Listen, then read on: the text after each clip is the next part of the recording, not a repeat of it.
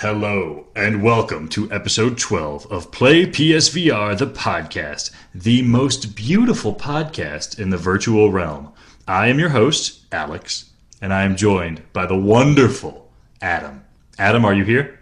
Oh, I'm here, baby. I'm ready to roll. Love to hear that voice, Adam. I am so glad you are here today. Today we have a special situation. We have our first guest on the podcast. But before we get into that, Adam, let's do some housekeeping. What's new?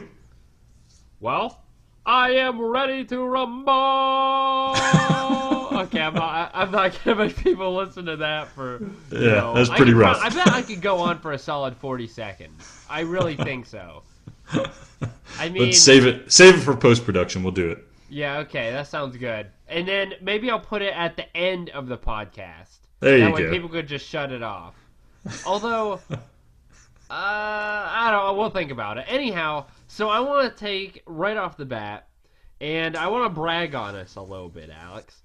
So we have, been busting our heinies, doing reviews, doing the YouTube channel thing, doing this podcast, and so in some way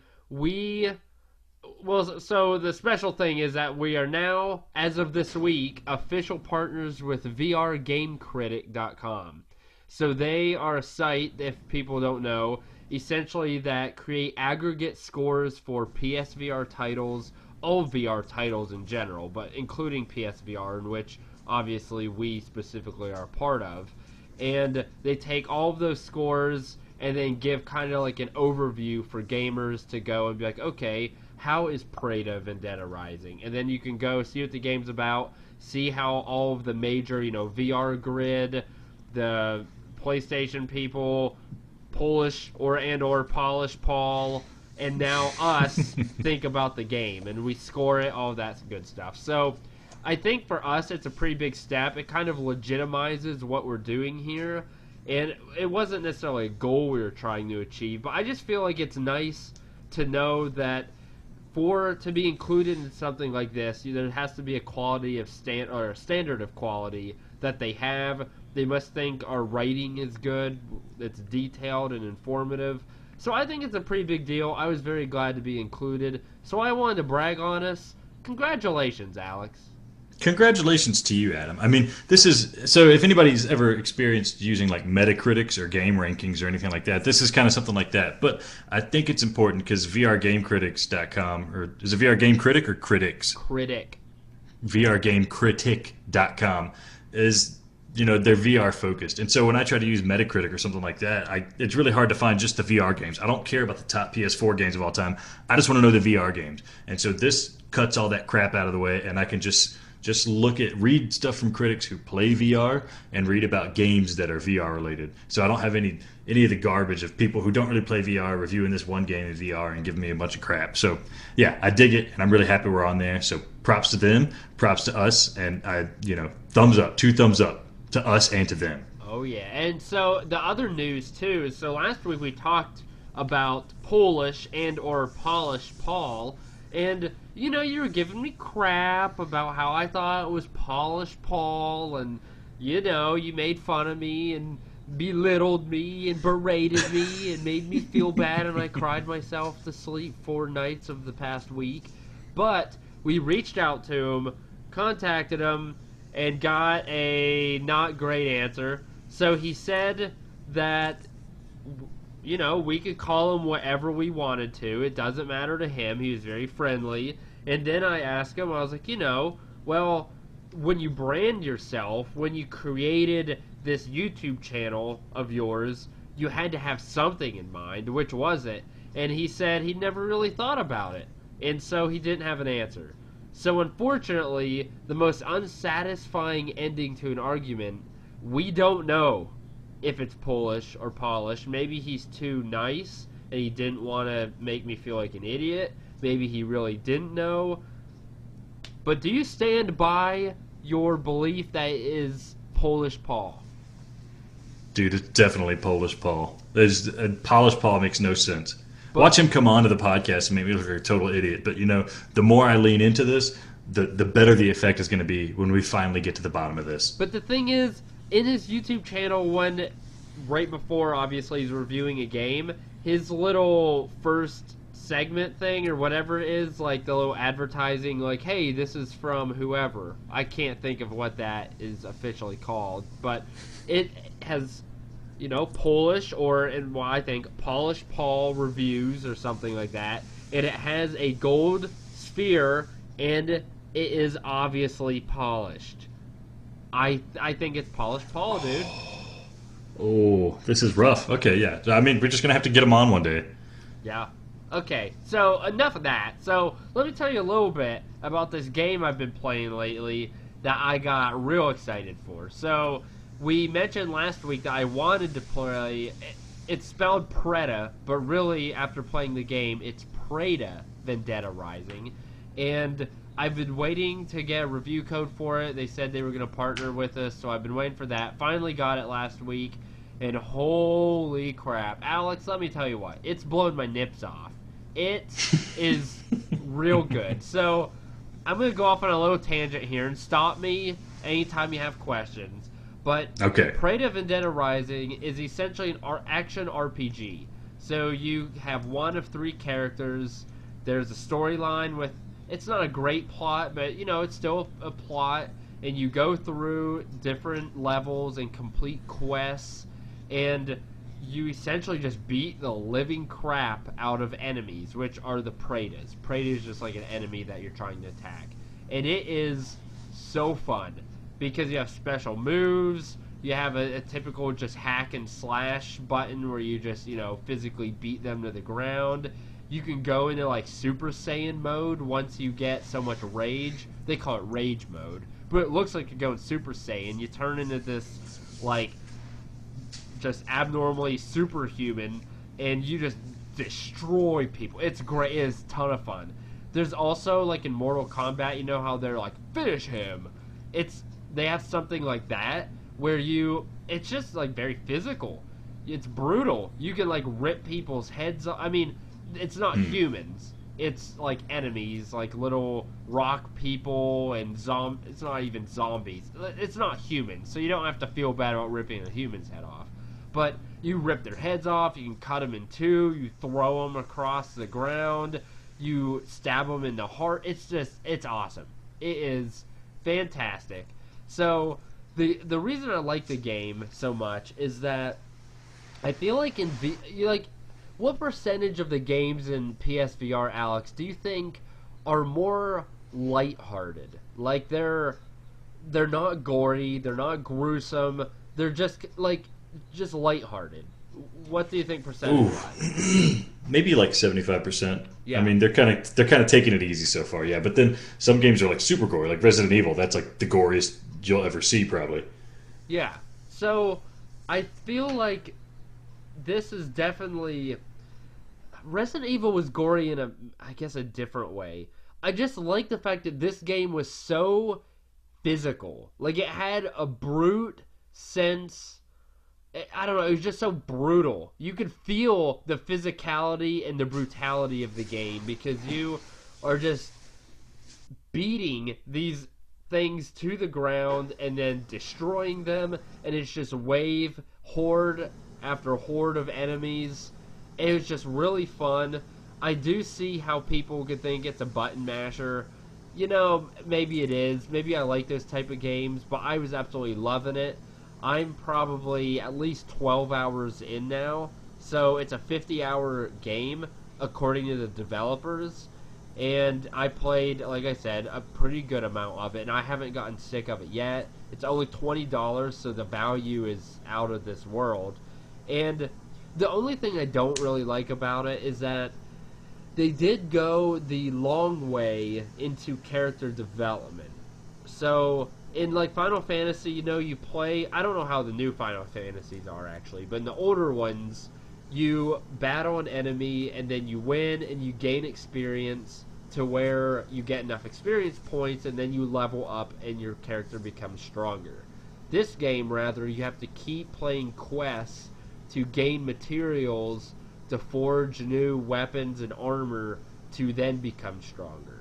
So there's no intrinsic skill or experience points to make yourself stronger. So you may go, spend 7 minutes on this quest, beat it, and then not get the material that you need, so then you just wasted 7 minutes. So, Ooh. I mean, that's a drawback, but I feel like that's the way the game was developed. That's what this type of game is. So, you may not like that, which is perfectly fine. For right now, I'm loving it. I was blown away by the graphics. It has the second best and maybe the first best title screen for any PSVR title. Have you seen the title screen, Alex? I have not. So you start the game and you're right here in this snow-covered land. You see your character hovering over a fire to stay warm. He's right beside a tree that has no leaves on it. It's kind of like a barren wasteland kind of thing, just covered with snow. And someone is hanging off the tree with his leg ripped off. The leg is also on a noose hanging from the tree. There's dead carcasses lying in the background. It is so detailed and beautiful that I was blown away playing on an original PlayStation and how good it looked. It looks just as good as Moss. And granted, Moss is a lot more colorful graphics and a little more fun and playful, whereas this is trying to create an eerie atmosphere and kind of darker, so there's darker colors. It's just not as fun.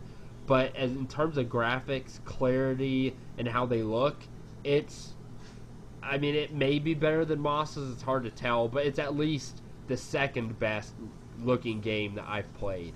It's nuts. I loved it. Like I mentioned, the plot is very basic, but that's fine. I don't think that's, the plot is very much driven by the quests. But the thing that I liked about it is I complained about Moss, about how they leaned so heavily on the fact that they made you fall in love with this cute little character, and it was all about pulling at your heartstrings, but really the gameplay wasn't anything special. The combat sucked, the puzzles weren't that difficult, I just wasn't impressed with the gameplay.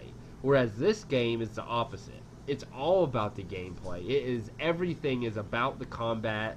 The plot isn't great, it's not as elegant, there's no character you're going to fall in love with, but it's about brute physicality and ending people and or predators, and it rocks. I love it. Personally, for me, this definitely isn't the case for everybody, and maybe the minority of people for sure, but I like this game better than Moss, just because I love the combat, I love the physicality, I think it's more fun, I enjoyed playing it more. It's a good game. So, it is 50 hours, so you gotta take that into consideration if you don't have much time. But it's an awesome game. I'm loving it so far. I know I spent a little while talking about it, but I know that you have a pretty short segment here, Alex. So I went over my time. But do you have any questions about it, or do you want me to elaborate on anything? No, no. I mean, yeah. Talk all you want about it. Sounds like you really like it. So that's what we want to hear. Is if you like a game, we want to hear more about it. I do have a couple questions though, Adam. Are you ready? I hope you stump me harder than the stump that is outside my window. Good one, Adam. I know, I'm so funny. Have you? My mom laughed. Have you ever played God of War? No, but I know people lose their friggin' minds over it. Okay, well, I mean, there's the new one coming out, which looks really cool, but this sounds almost like a God of War meets Diablo type game, so that's something I'm really into, because I liked God of War, and I like Diablo, and Diablo is really addictive, so I got to be careful playing those games a little bit, but they're really fun.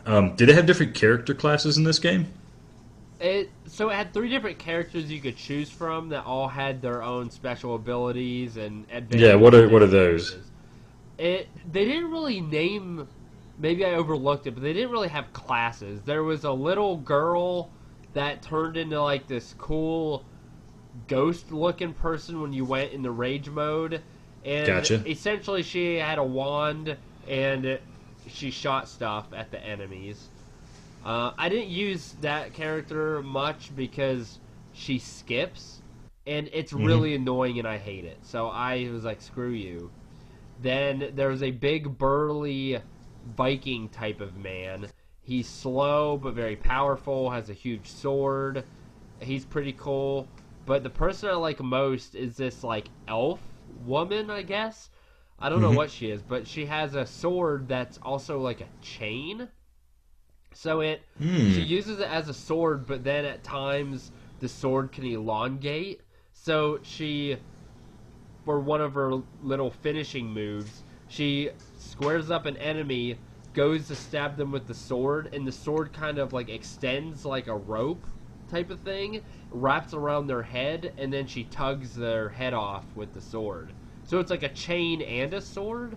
I don't know, it's weird. But she's a good mix between speed and power. Her Super Saiyan person is pretty strong. I've liked her better. I like the big dude, but he's just too freaking slow, and I can't take it. Hmm. Yeah. And is there any co-op in the game? Is it online or is it all single player? So there actually is a co-op, but I've only tried it once. There wasn't anyone online. But essentially, I don't know how often they do this or if it varies or how it works exactly. But they have a really strong boss that three people can play with each other to take it down.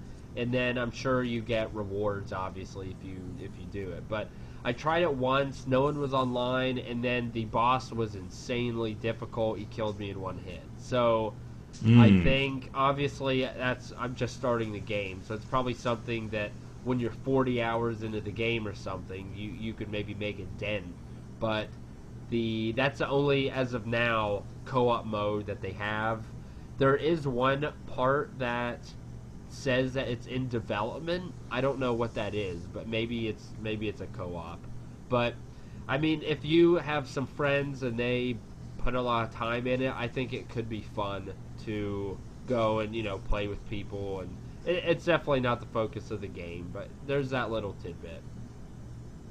Yeah, I mean, I think you sold me on this game, but I was kind of sold on it when I saw the video footage of. But the fact that everything works really well makes me really want to get this game. So hopefully, I can find $20 lying around somewhere and pick this up, and then I can take you to school and co-op, and I can also tell you how this game is nowhere near as good as Moss, and we can have some more arguments about that. Does that sound good, Adam? Dude, this game looks. You are going to be blown away by how it looks. It really. Okay. The graphics are incredible. The only thing Moss has on this is the fact that Moss is more elegant in storytelling and has a better plot. But it for me, like I had told you before, I don't give a crap about a little mouse beating the odds, fighting a huge snake, and risking your life for a family member. I'll read a freaking Dr. Seuss book or a kid's book if I want that. I want to end somebody. And that is exactly what this game gave me, and I loved it. So I'm very happy that we got to review it. I gave it a 9 on our website. The review's on there. You can check it out. Or on VR Game Critic now. Shameless plug. But, so you have not necessarily a game, but a pretty cool little tidbit and piece of advice for our viewers, right?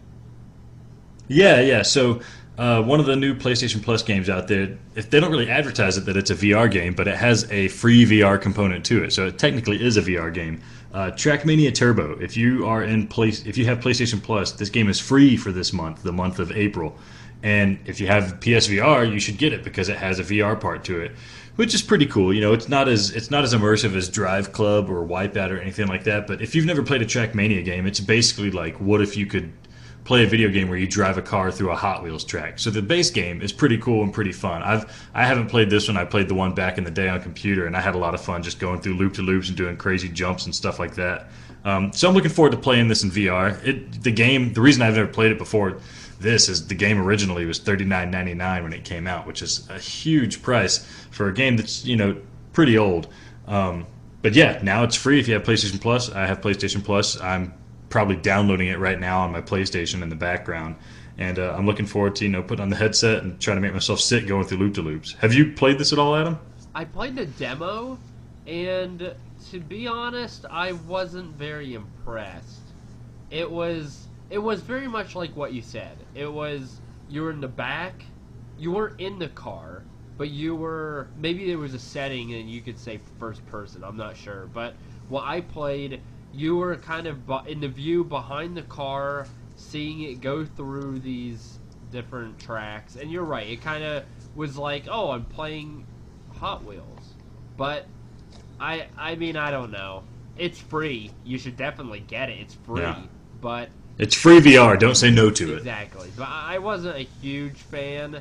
Also, I'm gonna be honest, dude. I do not know. I think Wipeout has ruined every single racing game for the rest of my life.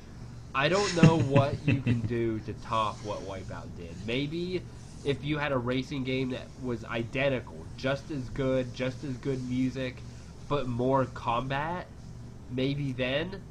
But, I mean, can you imagine playing Trackmania Turbo after playing Wipeout? Like, do you think it stands a chance?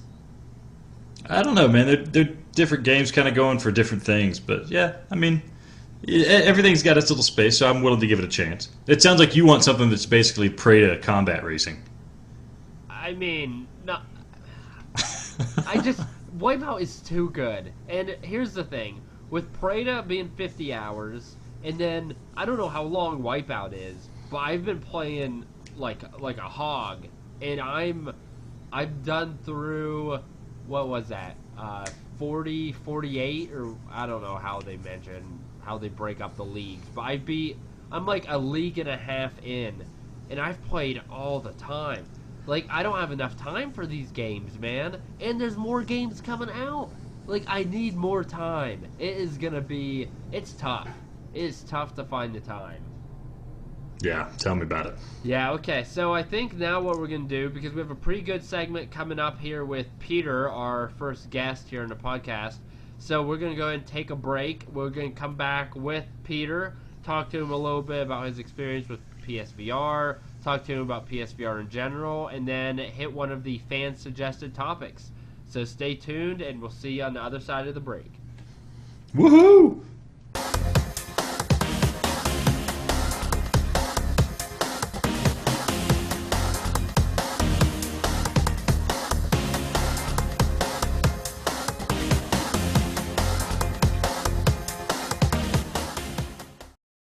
Okay, welcome everybody. We are back with PlayPSVR, the podcast, if I can even say our name right. So today's a pretty big day for a couple reasons. First thing is that we have our very first guest appearance here on the podcast. So I want you to listen to Peter. He's actually one of our earliest fans, and he's given us regular feedback on the show. We greatly appreciate all of his help, his feedback. Peter, how are you doing today? I'm very good, guys. How you guys doing? Oh, doing so good, Peter. I want the fans to know, or the listeners to know, that we wouldn't be here without Peter. He's the guy who helped us iron out some of our early issues. So if you like hearing our voice now compared to how it used to sound, it's all thanks to Peter. Peter is our hero. You guys are out of your minds. And I'm doing pretty well. I think, Alex, the butthole count, I feel like, is pretty low. I haven't said it once this episode, have I? No, not yet, but I have a feeling we're going to get some more later. I mean, I guess I just said it, so yeah, that hurts. But okay, so I'm glad you're doing well, Peter. So I think what we want to do when we bring fans on the podcast is essentially just hear about why you got into VR, what's been your experience with it, what are some of your favorite games and things. So it'll be pretty general. So right off the bat, what got you into PSVR? I always wanted virtual reality, right? So as far back as I can remember, like Lawnmower Man's really what blew up the spot for VR. Mm-hmm. So that was like the first experience I had with it, right? Well, what I wanted my experience to be. Obviously, we haven't gotten to that point yet, but it's the place. When the VR came out, like I knew that like the Pro was going to help out the quality of the VR experience, and I didn't want to ruin it or think that I was going to be at a disadvantage. And as far as like quality of the of the VR image and quality, everything. But so I bought a PS Pro probably around Christmas, and then they had the sale where they were marking them down to $100. The Skyrim bundles were down to $350, and I was like, all right, this is it, And I am so glad that I went with it, and bought it. because it's changed my life. You know, it really it's changed my life. Like the VR it's just gonna get so much better. You know, like we're at like the I feel like we're at baby steps right now. You know, when we start walking, Yeah. and when we start running, it's gonna be unbelievable. Like, you know, once we get the new Move controllers with the directional pads on them, you know, I mean, there's so much more excitement to be had. You know, and we're just gonna get better games. So. I don't know if that answered your question, but yeah, that was I always wanted it, and I just waited to get it, and I figured Christmas was the right time, and I'm glad I did, you know, because there was great sales, and I picked up a lot of the games that were going for a lot more money during those sales. That Sony was killing it, you know. It was 5 weeks of sales, so I have like 120 120 games now on VR. Oh my god. Yeah, it sounds like you did it the right way. The way I got into it is I paid a ton of money when the PSVR first came out, an absurd amount of money to get a PSVR when it first came out, and so as a result, I don't have a Pro. And so it sounds like for the price of a Pro and a PSVR, I paid the price of a Pro and a PSVR just to get the PSVR, and it sounds like for that same price, you got a Pro and the PSVR. So yeah, but you were the cool one on the block, though, you know. Right you were the cool one on the block, though. So that's it was just Adam and I annoying our coworkers to death, talking about how great VR was when they just wanted us to shut up. Oh, good stuff. Yeah, so I want to piggyback off a couple things you said. The first one was I don't remember, a few episodes back. Alex, do you remember you did a little bit about how you went through growing up and you had the Virtual Boy and there was like maybe some arcade thing that was virtual reality? What were some of those things you talked about? Yeah, there was there were these arcade machines in Japan that you could get in that kind of cover you with a giant screen. So it's not VR, but like everything, the screen is completely around you, so it feels more or less like VR. There was that, and I had the Virtual Boy. I played some old janky arcade game back when I was a kid that I barely remember, and you put on a VR headset and everything was really laggy and slow. Did you have like Virtual Boy or like? I did have Virtual Virtual Boy. Things? I did have Virtual Boy. I didn't really. I mean, kind of like mentioning it, I don't really consider it like virtual reality because I was so good at that Mario Tennis game, and I remember beating it, and I sent they gave you a code I think when you beat it, and I sent that code into Game Informer, and they actually published it.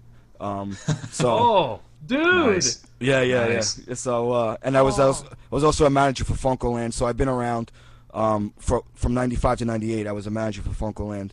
Oh. Wow. Yeah. So I was around for the birth of PlayStation, basically, and you know, and then I went and opened up I opened up a video game store with a friend of mine, another manager from Funkoland, and we did that for a bunch of years. So it was a good time. Oh, Funkoland. That takes me back. I think the only transaction I had at a Funkoland was when I spent the first $100 bill I ever had on buying South Park for the N64. So that's not a wise way to spend $100, but it was Funkoland that did that for me. Nice. Yeah, and the other thing I wanted to mention you kind of touched upon, Peter, was like, I don't understand these naysayers who are crapping on VR in general, not just PSVR, as if like it doesn't have a future, when I realize like VR is the future. Like it's not going away, you know? Like I don't understand when people say that it's just a gimmick and it's just gonna die away. Like, I don't know. You know who those people are? Losers? Well, I wouldn't say that, but those are people who haven't really gave it a shot. I think like if you first look at it, you know, my girl makes fun of me when she sees me, you know, playing because.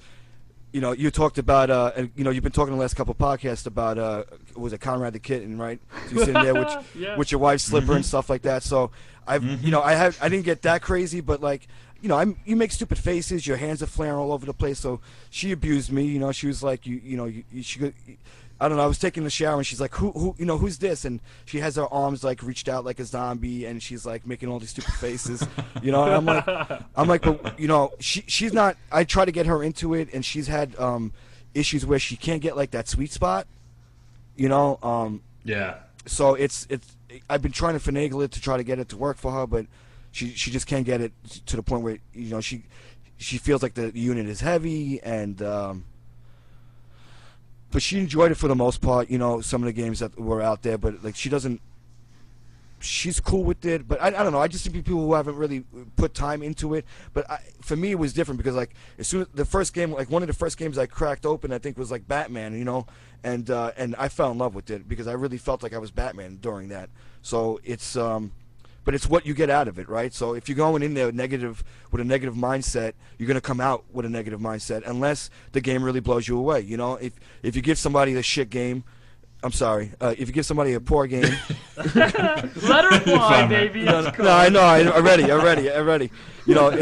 If you, that's the drinking. If you give somebody, a bad game to play, of course they're going to come out with a negative view. Unless they don't know any better and they're going to think everything is good. But you give somebody a game like Rez, or Super Hot and stuff like that, where they're really getting into the games. How can you say you don't like VR? You don't see a future in VR? It makes no sense. Yeah. It makes no sense. There's the same people who are fanboys. I hate fanboys. Suck. Those are buttheads. Fanboys, because the thing is, if you're a gamer, you enjoy playing games. It doesn't matter if it's on a system that because what, you can't afford the other system. Then shut up. I have an Xbox. I have a Switch. All right, so the game is, it's like everyone who has a Switch is they want all the games that are already out for other systems on the Switch. What's the point? Buy the other system. At this point, they're cheap enough that you could buy the other systems. I understand you want portability, but why? These games are half the price, and they've been out already. So how about asking for new stuff? I don't want remakes. I want new stuff. So it's a double-edged sword, really. So to answer your question, really, check if don't even listen to those people. Anybody who has something negative to say hasn't checked it out. That's end of story. Adam, have you let a lot of people play your VR unit? Have you had anybody walk away being like, "Yeah, I don't really like it"? I had one person get sick from it, and so they were like, "Well, I can't play this." So that ruined it. But that wasn't. They didn't think it was cool. They got sick. I let two people play Stifled, and it scared them, and so they never came back. And they were all about it before, so I think I ran them away because it was too scared. Other than that, it's been nothing but minds being blown. So it's good. So I also, now that I don't know, I thought of something Alex and I were talking about earlier. Do you know, Peter, who Mash Kyrie Light and Sydney Aram are? Well, I heard you guys talking about them, right? So it's yeah. So do you know what they look like? Not. I know what the one girl's from Final Fantasy, Monsters of the Deep, right? Yeah. I've seen her. I saw her today. Okay, nice. Yeah, she's a hoe. I was gonna have you pick which one was more attractive, but I guess oh well, that's okay. I'm sorry. Yeah, it's cool. I have the other game, though. I have the other game in its defense. In my defense, I just haven't cracked it open yet. Yeah. My girl's prettier, but, we'll give Alex a break on that one. Yeah, thank you. Please you be can respectful. Have that, Alex. Yes, you can have that one. She's a classy lady. What do you can ask him some questions, Alex. I don't want to sit here and pelt the guy. I feel like I'm having an interview with him. It's the Inquisition. Yeah. What a show. Yeah. Yeah, Peter, we need some very serious answers from you. So what's your favorite PSVR game, Peter? My favorite PSVR game would be Moss. Moss, yeah. Okay, I can jive with that. Don't let Adam hear you say that, but I can. I already heard it. That. Yeah. What do you dig about it? What can't you not dig about it? It's really more the question. It's beautiful. It's I'm like lost for words. It's Quill. Quill's my homegirl. Me and her chill on the block, and and she shows me these stories that she's about. So it's I'm all about her lifestyle. There's things that they can improve on, but I think overall it's my favorite game that I've ever played. Like it's VR. It's just she's beautiful. She's beautiful. Yeah. When you walk up to that little creek and the deer is just chilling out by the creek and drinking the water and staring at you with one eye. That's some creepy stuff. Like I was scared. I was scared for Quill. You didn't know what was gonna happen.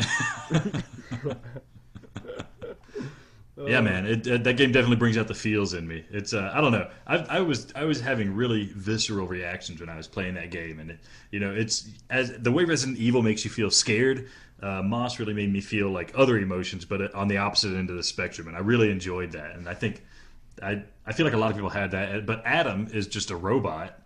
And I don't even know why he likes VR in the first place, because he could just jack into his robot code and experience anything. Alex, he has no died emotion. 3 times during Moss.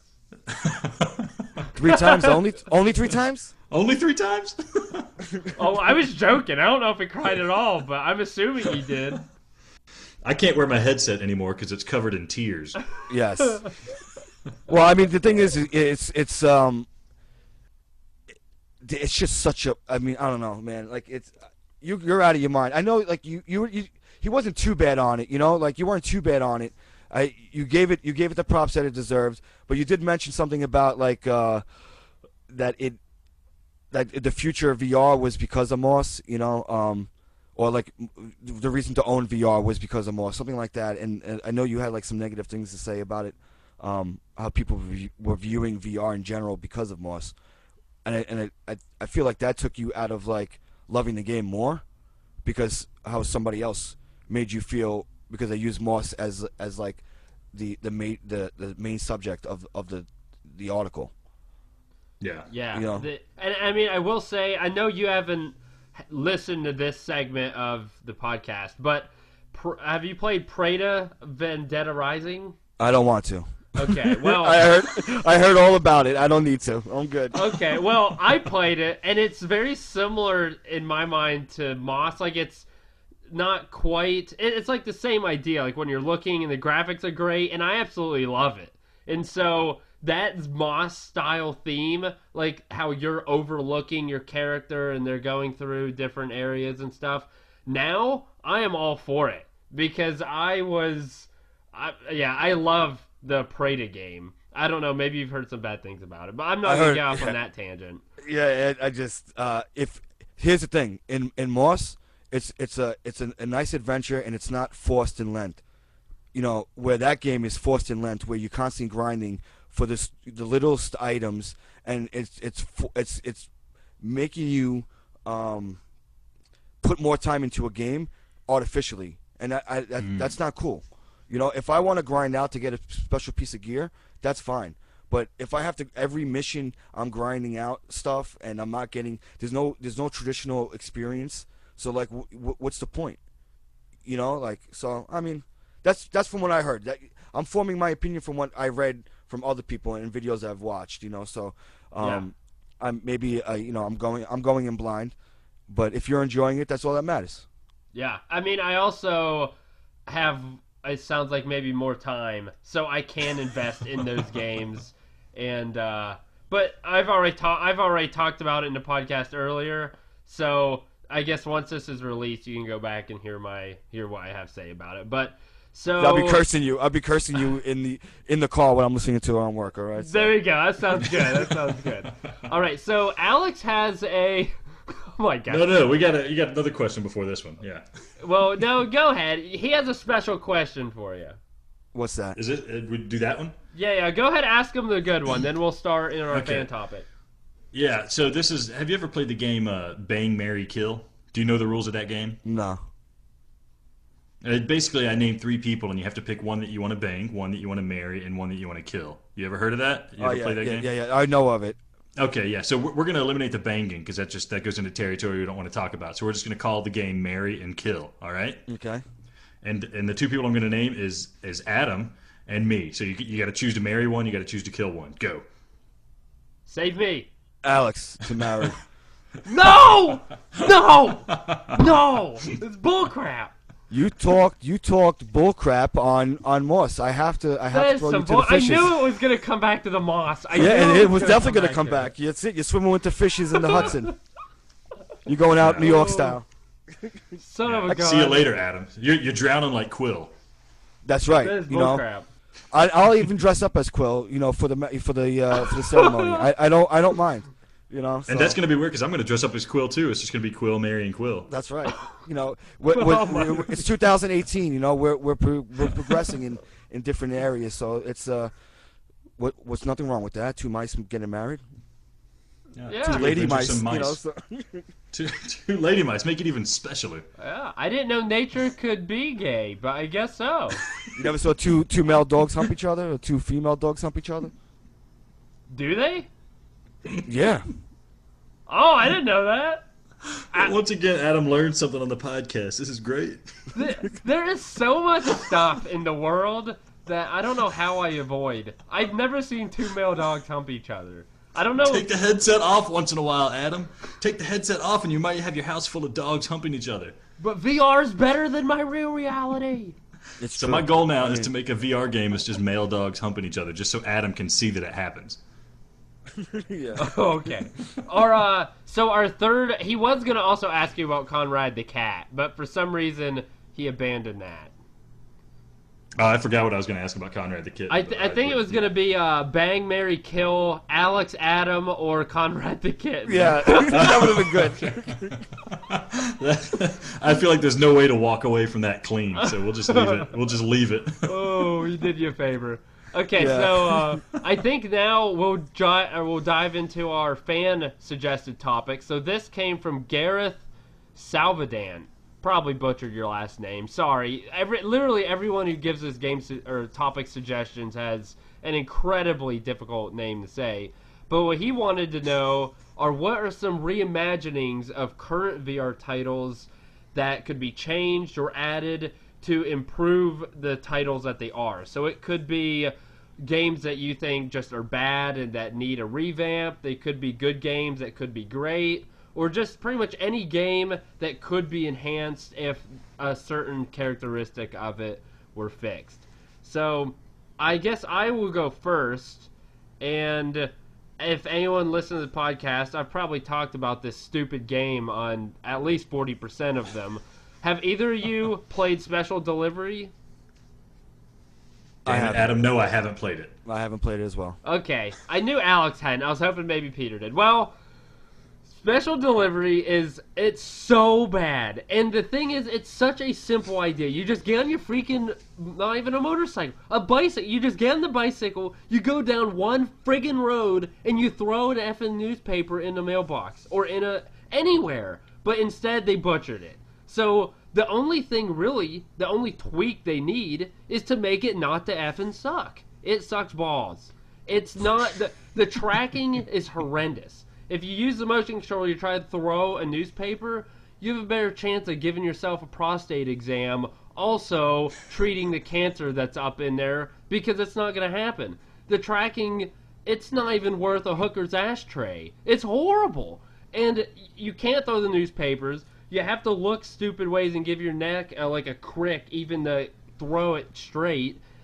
It looks nice. It looks appealing. It's a decent looking game. It's a great freaking idea, but they totally screwed it up. You need to be able to throw a newspaper normal. The tracking needs to not suck. And I mean, honestly, it's the only thing bad with it. But unfortunately, that's the game. That's it. Like, in a game that simple, there is no combat. It can't look good. There is no plot. The only thing you had to do was throw a newspaper, and they butchered it. So, the freaking game sucks. Don't get it. And So if that was fixed, would it make the game like a great game, or would it just be like a really good game? it would be a very good game. So everything else, the way it is now, you just fix the tracking and throwing mechanics, and that makes the game a very, very good game? It would be a top 10 game for me, for sure. Really? Interesting. Okay. Because Weird. I mean, I just think it's a fun idea, and the game was very playful. Like, there's dogs chasing you. You can hit some of the neighbors with the newspapers. And it's a very playful game. It's a very unique perspective. It's just a great idea for a game, especially if you played Paperboy for the Nintendo back in the day. So there's, some nostalgia there too. And so I think it would be very fun, but obviously it's just not the way that they've pretty much dicked it over. So that's my first one. It's a rough. Hopefully, Alex, your next one surely has to be better than that one. Yeah, so I like this game probably more than you like Special Delivery. I've talked about it before. It's rangy. I just put the review of it up on the website, and basically, I walked away really liking the game, but it had a couple things that were almost unforgivable. The controls need to be a lot better. If you could just use a controller to move around in that game, it doesn't need the move integration. I don't care about using the move to do these like puzzles that the game wants you to do. If I could just highlight something with the controller and hit X and then move things with the analog stick, it'd be so much better, and it would resolve so much frustration in the game and make it so much more enjoyable. And then if they didn't just abruptly cut the music in between scenes and instead just had like a smooth transition, or maybe just one really long track just playing throughout the whole thing. The game should take like maybe 2 hours to play, so just put all the music in it into one thing, so every time I hit a load screen it doesn't just suddenly cut off the music that I'm grooving to. If they fix those things, this game would go from like, I don't know, I give it like a 5.5 out of 10. It would go from that to like, a high 8 maybe, something like that, something really good. I really enjoyed it and I dug what it was going for. It just, the controls ruined it, the mechanics of the controls ruined it, and then the music, which is, the game's all about the music, it just cuts off and you lose all groove. If they fix that, I'm back on board and I'm loving it. Man, a 3-point bump. That's pretty good. Yeah. Yeah, man. Yeah. I mean, I guess I can't say much because right now special delivery is like a point A five. 0.5? Yeah, exactly. The 0.5. And then if it, didn't, suck so badly, it would be probably like an 8. So I guess I don't have any room to talk. 3 points is a lot, though. Yeah. Yeah. Yeah, I mean, I'm generous. I'm generous with my points. Peter, you want to go next? Yeah, so regarding that, I read the email wrong, and I kind of added like the top 5 games that I thought like my top 5 games. But I could definitely I was thinking about it, and listening to you guys, I would definitely put Inpatient on my list because Ooh. as much as I like the game. I like the game actually. I know it got another game that got pooped on a lot for not delivering for whatever reason. But for me, I enjoyed it.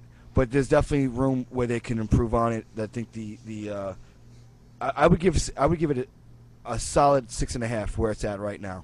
Okay, realistically, without this not money aside and how much it is, if you got it for free, it'd still be a 6.5. Mm-hmm.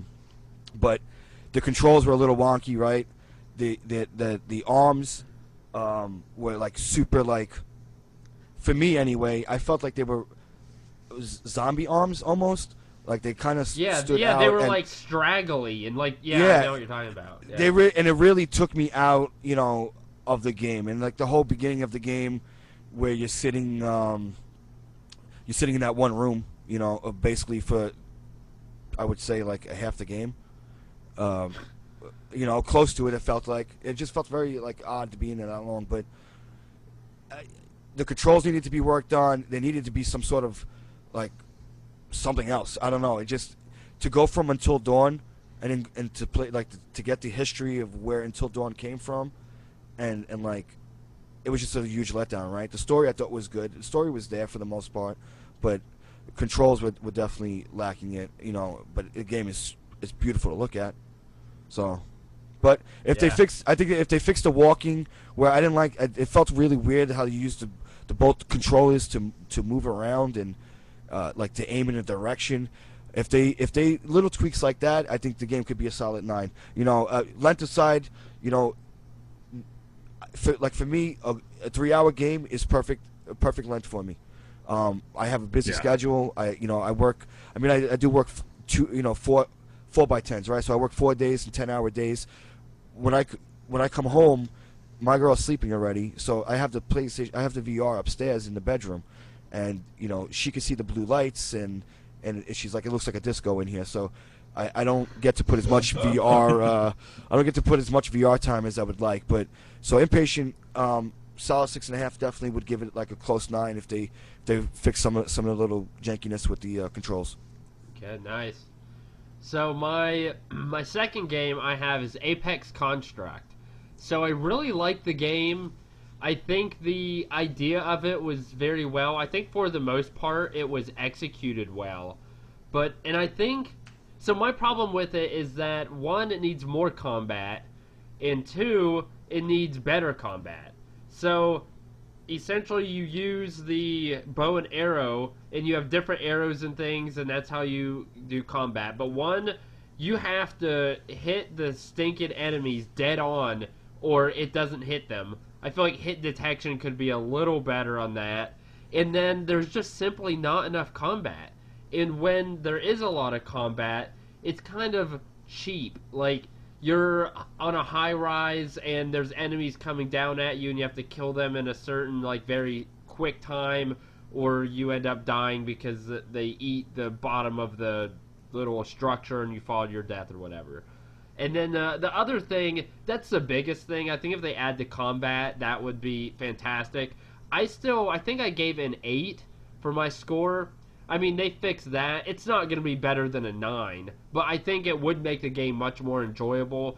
Like, I know it's very much an exploration game, and I feel like they were true to what their vision of the game was, but I would just prefer more combat, personally, and that may differ per person.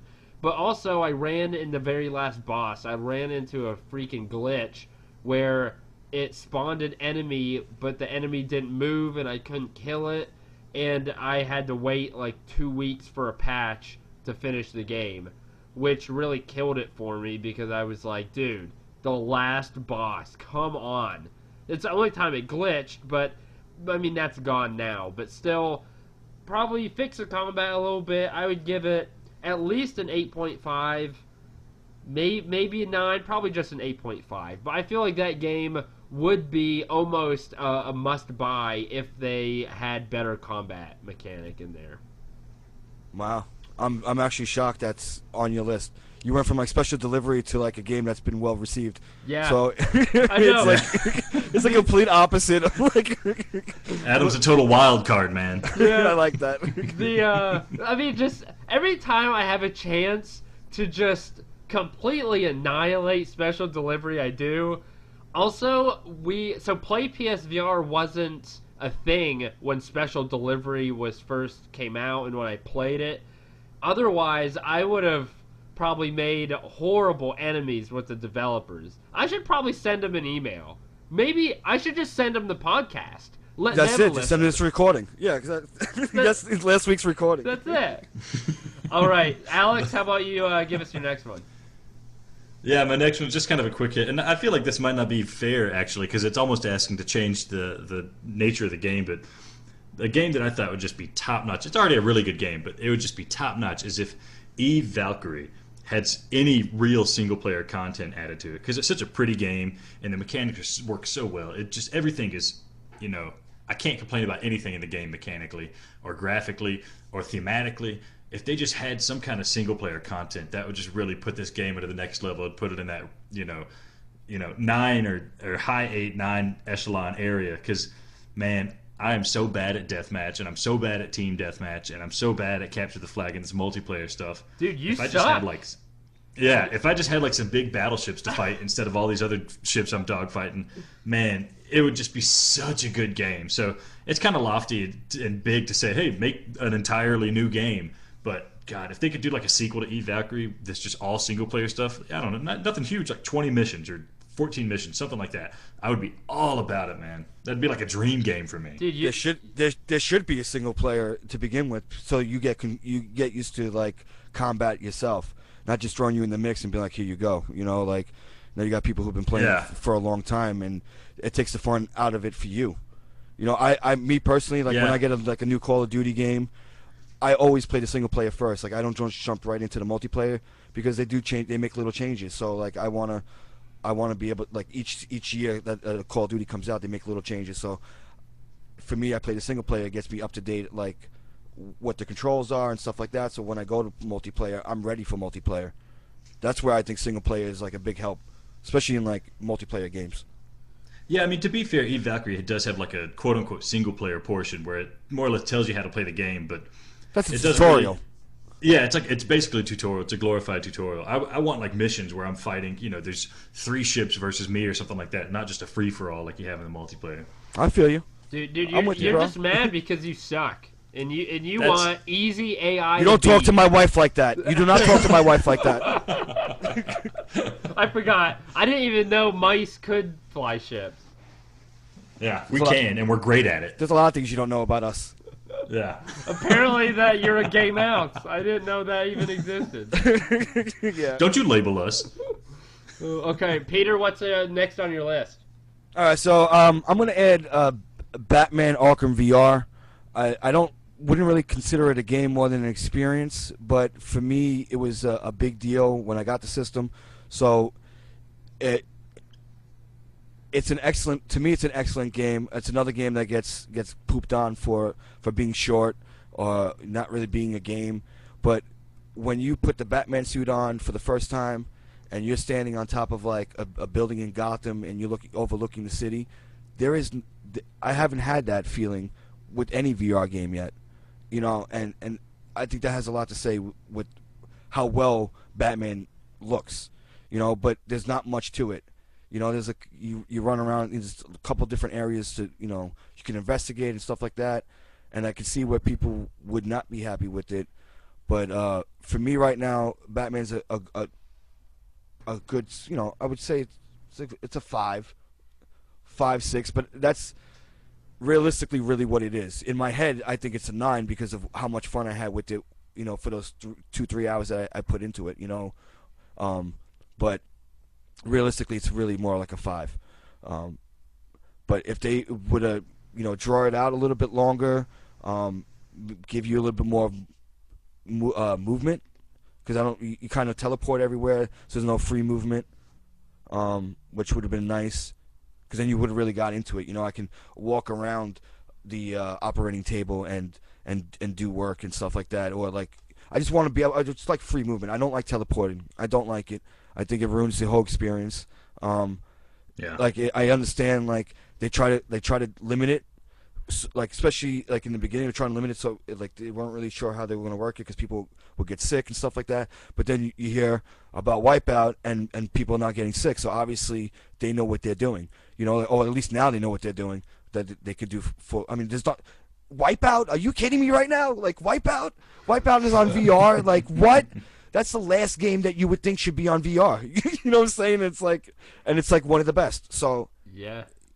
But yeah. for Batman, I mean, like, it's such a good game though. I mean, like you guys, like, I'm kind of like putting down a game that I really loved, you know, and it's not. I know people are gonna be like, that guy's an idiot, man. Like, Batman was a good game, but like for me it was, you know. And again, it's all about what you get out of it, you know. So like, just because you know you're not a fan of Moss, that's fine, but you appreciate it for what it is, you know. And that says a lot about how you should look at games, you know. Like, you don't have to automatically, all right, maybe I'm not into like sports games, but I appreciate a good looking sports game, or, you know, good playing sports game, but I don't play them, you know. So it's the people who dismiss it right away. Oh, it's, you know, it's this, it's that. But, you know, chill out, yo. Let people enjoy it for what it is. You know, you might not like Accounting Plus. I love Accounting Plus. It might be short for you, you know, but, you know, is it a game you'll go back to? Who knows, you know. But it's nice to have in the collection either way. So yeah, I don't big know. time. Yeah, Adam, you might not like mice, but you should learn to appreciate a good-looking mouse when you see one. Yeah. You're right. I need to pull the trigger and pop the question, I guess, in the next mouse, gay or not. Just go up the nearest dog you see, you know, and then take it from there. Yeah. I hope I don't get arrested. I'm sure it's illegal to fornicate with an animal, I would imagine. Yeah, Wow. Don't tread that line. Yeah. Just don't take your pants off. Yeah. Well, too late. No, I'm just... Too late. Yeah. I came to this podcast pants list, so I don't know what you guys are talking about. Okay, so my next game, Adam, you're out of games, right? Yeah, I'm gonna let you guys take it from here. Yeah, Adam gets a 50% for his grade on this segment.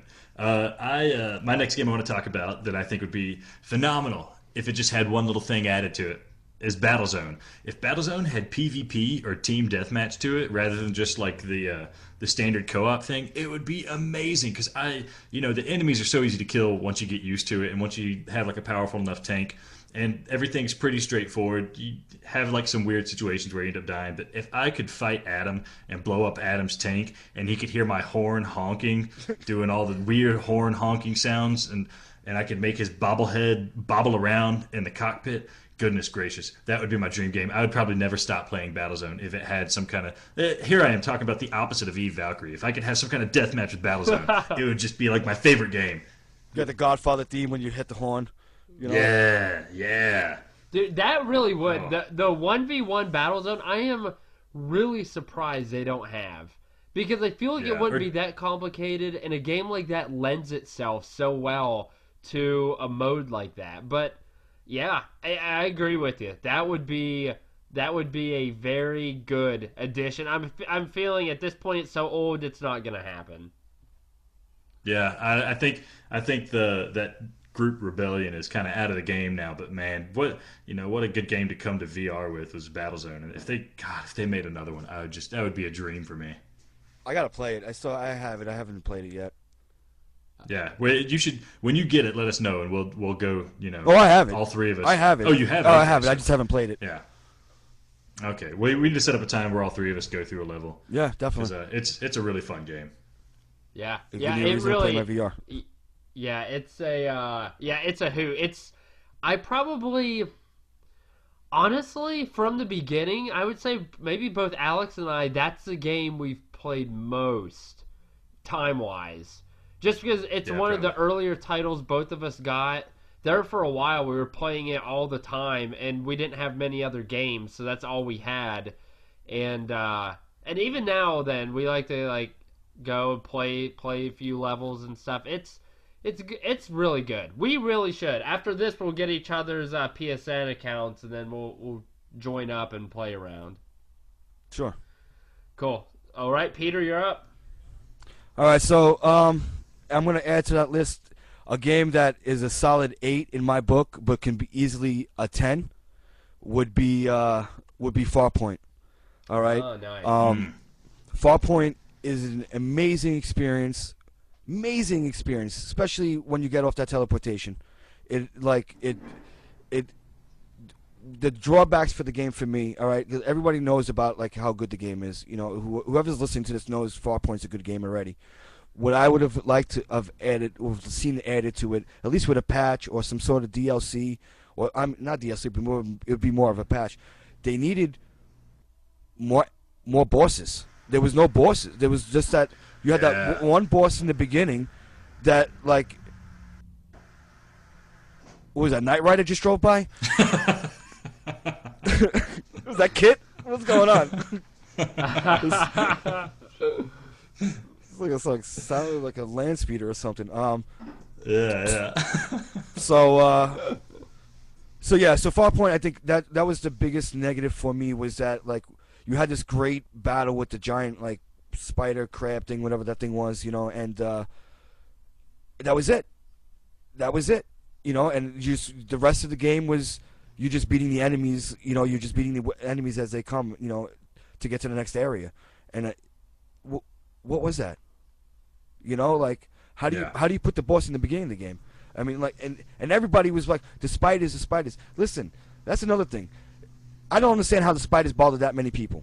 After get better at your shooting, because the spiders shouldn't be jumping all over the place at you to scare you like that. So after the first couple of spiders, I won't lie, I definitely jumped back, and it definitely took me by surprise. But that they're coming after you now, so the element of surprise is gone, because at some point one of them is going to be jumping at you. So I don't go with people I had to put it down.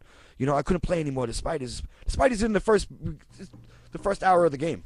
After that, once you get off that little section, spiders come around, but they're not as predominant around as that first mission, really, before you're getting up to the main the boss, the only boss in the game.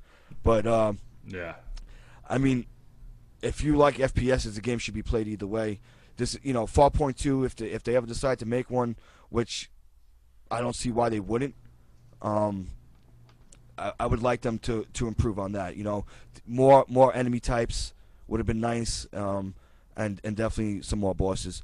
But other than that, I mean, it's another game that a little different than what you guys, have mentioned as far as spectrum, what you expect out of a game and stuff like that. These are all what I mentioned were all good games in my eyes that would be a little bit better, with some improvements. But I mean, Yeah. what more can you say? That that's the only thing that it needed. Farpoint to me was bosses. Like I wanted to get somewhere, and when I got there, it wasn't it wasn't there.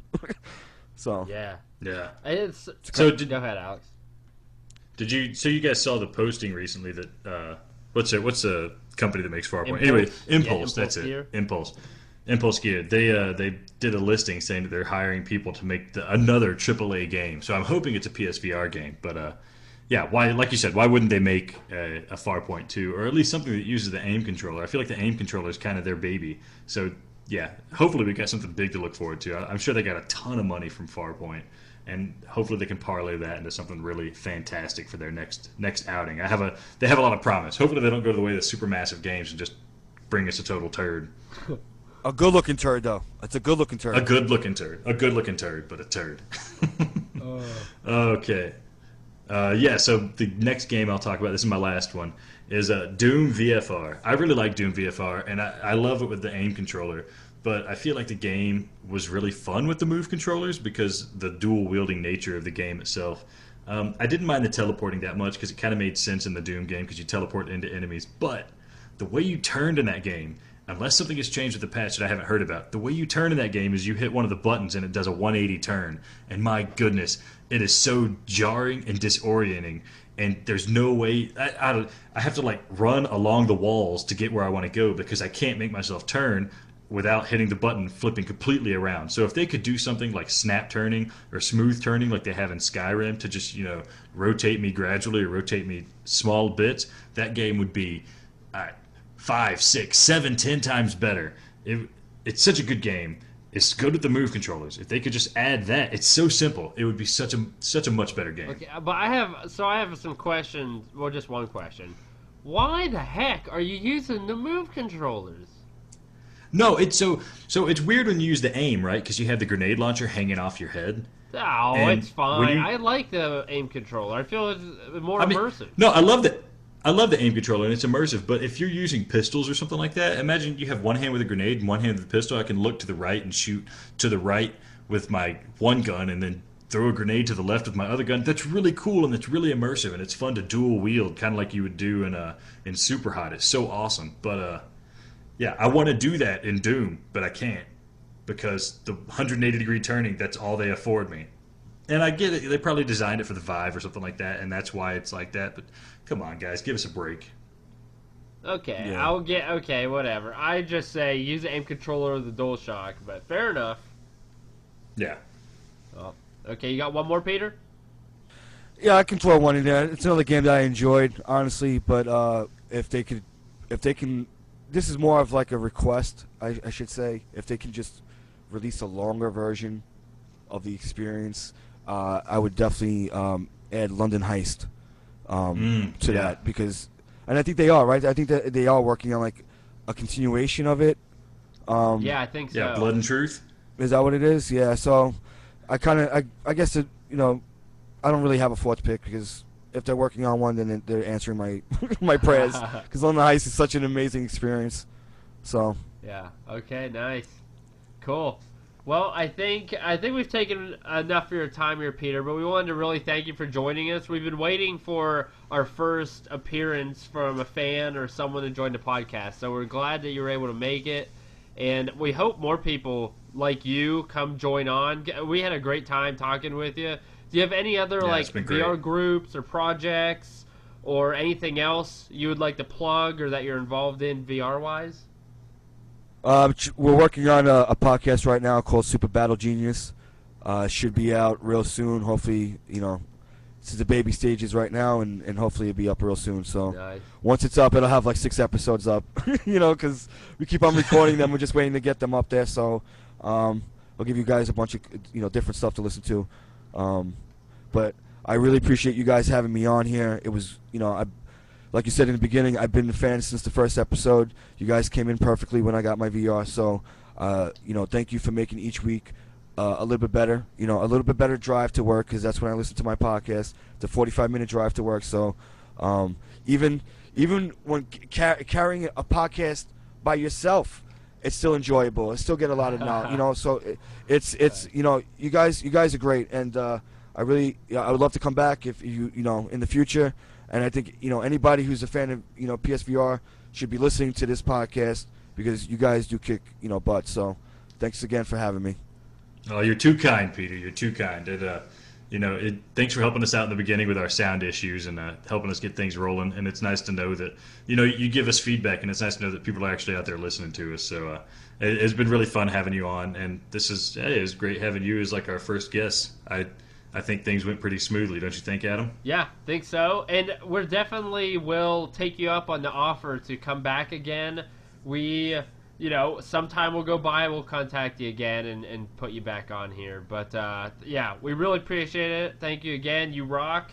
And for the rest of the listeners, we are going to go to a segment break, and we are going to come back, talk about the upcoming games for the PSVR coming out this week.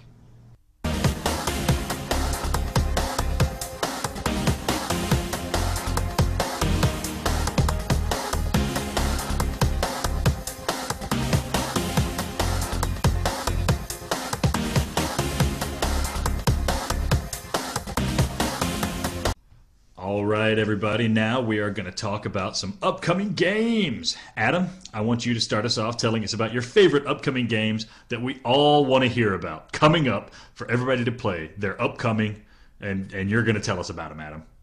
I love new games. I got my new game dance going on right here. Too bad the listeners can't see it, but it's a beautiful dance. It's how I'm going to find my wife one day. Probably not. I'm gonna be single for life with a dance like that. But they can't see it, so they don't know how bad it is. There you go. So the first game I want to talk about, there's 3 games coming out on the 10th. So the first one, and the one I'm most excited for, is Rick and Morty Virtual Reality. So have you watched Rick and Morty at all, Alex? I have seen like half an episode and I fell asleep, not because it was bad, but because I was really tired. Have you seen any Rick and Morty, Adam? You are the quintessential example of trash. Yeah, I'm pretty trash. And yeah, I've watched all the episodes. Some are obviously more funny than others, but I don't know what it is about it's just funny. I don't know. But Rick is such a douche. I love it. It's so great. So if you don't know Rick and Morty, I feel like maybe this won't be a game for you. If you like Accounting Plus, it's the same type of humor. And so you got to do a little research, see if it's your type of humor, because if not, it probably wouldn't be a game for you. But essentially, for those of you who know Rick and Morty, of course, you're going to be in the Rick and Morty living room, in the garage. They just mentioned that it's a VR adventure. You're going to be solving puzzles. You're going to go through the different worlds like they do with the portal gun. You're going to go through the portals, be in all types of different worlds. Apparently, you're going to get berated by Rick, which I think is going to be absolutely fantastic. His insults are so funny. I love it. I cannot wait to get broken down psychologically by Rick. I can't wait. And then, of course, I suppose you fight some aliens. They mention you drink detergent and push buttons. So what more do you need, right?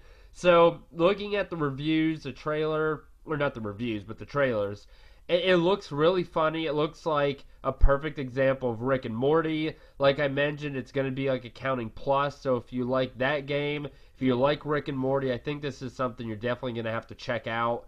It's $29.99, which honestly, I don't know how long the game is, and I haven't played the game, of course. So I'm a little worried. That seems a little expensive for this type of game.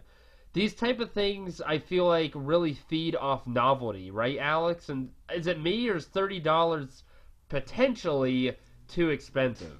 Yeah, I don't know. I'm hoping the price isn't a premium because they're using the license for Rick and Morty. But yeah, $30 sounds like a lot. Just this game looks kind of like Accounting Plus or Job Simulator, something that'll be fun to go through, but might last you like 3 hours or something like that. Who knows? Maybe there will be a lot more content. But yeah, $30 sounds like a steep asking price. Yeah, well, I guess we only have to wait 2 more days, depending on when you're listening to this, to figure it out. So, okay, how about the next one you cover, Alex? Yeah. The next one coming up, April 10th, we have Super Amaze Balls coming out. And that is kind of a pun of a name because it's a game where you play with balls in a maze and have a super experience. So the description of it is a dexterity puzzle game that'll twist your brain. Using both hands, you tilt, spin, rotate a giant 3D amaze ball to roll a pinball through multi-axis mind-bending tricks. So this looks like I don't if anybody's ever played Super Monkey Ball. This looks like kind of like that, although you're not directly behind the ball. And it also kind of, if you've ever played that old wooden board game called Labyrinth, where you're tilting the board to try to move the ball through a maze without falling in holes. This kind of looks like that. And I was skeptical when I was reading about it, but then watching some footage of it, it makes it look really neat. It all depends on how well it controls. I could see it being really annoying to play if the controls aren't good, but I could also see it being really fun to play if you get some nice subtle control with the movement and the analog sticks and stuff like that. Have you ever played Monkey Ball or anything like that, Adam? No, but I like saying Super Monkey Ball! Super Monkey. We should just have a Super Monkey Ball VR. I'm upset it hasn't happened yet, but one day.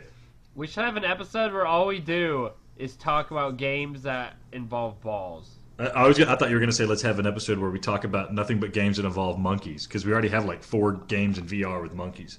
Well, you're right, but I don't know. Saying amaze balls makes me happy. I smile every time I say it. I don't know if it's the amaze or if it's the balls. I think it's the balls, Adam. I think that's what you like talking about. Anyways, getting off topic. This game, it's $10 on Steam for the Rift and the Vive, so we're hoping it's going to be the same price for the PSVR. Sometimes these games get bumped up a little bit because I think Sony has like higher licensing fees or something like that. So I'm expecting something like $14.99. $9.99, this would probably be a steal because I bet it's going to have like a decent number of puzzles to go through. Adam, how about you hit us up with the next one? Well, I can't wait to play with some amazing balls. Yeah, I know you can. Yeah, actually, at what point do we have to put the explicit tag on iTunes? This is a ball puzzle game, and they're amazing. I don't think there's anything explicit. I think we're safe. Okay, but like last week talking about the buttholes. Yeah, I think there's maybe like a 4 butthole limit, and we are already tickling the edge of that. We're tickling the butthole. All right, we can't say it anymore. We're done. Oh dang, you're right. Well, I'm sure I've said it before this, so we're probably past it. We weren't keeping track. Anyhow, Super Maze Balls also comes out on the 10th. The last game coming out on April 10th is Time Carnage. So if you guys have good memories, and if you love us dearly, you'll remember that last week we already talked about this. It was scheduled to come out the 6th, and maybe it was bad intel, maybe it got pushed back. I'm not sure what the reason is, but I'll just briefly cover it again in case you don't remember it from last week. It's a frantic VR shooter. You go through time, you shoot dinosaurs, monsters, robots, zombies, another first-person shooter. Apparently you have to choose what your loadout for your weapons are very strategically. There's campaign mode, arcade mode, there's different perks, hidden games, challenges, different type of drops and power-ups. It's kind of like a post-apocalyptic world type of Jurassic Park looking type of thing. It looks pretty good, and I mean, we talked last week, I'm not super excited for another first-person shooter, but if it's done well, it's unique, and it has a little bit of its own spin to it, I think it'd be a welcome addition. I just feel like possibly people are getting sick of first-person shooters, but hopefully you aren't, because there's one more there coming in Time Carnage. And what about the next game, Alex? Is that a little bit of a first-person shooter or a shooter game, at least? Yeah. So the next game coming out is Operation Warcade. It's supposed to come out April 11th. I always thought games came out on Tuesdays, so who knows? Maybe it'll come out then, and I'll be surprised. But yeah, it's a shooter specifically designed for virtual reality, inspired by the late 80s classic war arcade that now uses the latest technology to convert it into a unique experience. So I looked at the website and I couldn't really figure out what this is about, but then I watched a video and this game looks really cool. So like you just said, it's another shooter. We have a ton of shooters. But just the footage of this, It seemed really fluid, and I can't remember exactly what it was, but I remember walking away from the trailer thinking, "Wow, that's a really fun game. I hope I can get my hands on it, and I hope it has content." Has enough content to keep this kind of gameplay style going, because I just saw fluid looking shooting action that looked like it was going to be really fun. It touts Rambo style one man versus the world action. You hold a Uzi and you blast away as the military of an entire nation seems to do their best to stop you. So The whole nation. the whole nation. So this, it's probably like a fun game, tongue in cheek and kind of over the top, 80s arcade action game, which I love those. So if Blasters of the Universe is any indication, a little twist and a little dressing can make a shooter go a long way. So hopefully we get something like that. This is just going to be, it's one of those things where it's going to be up to the developers how much they're willing to polish this.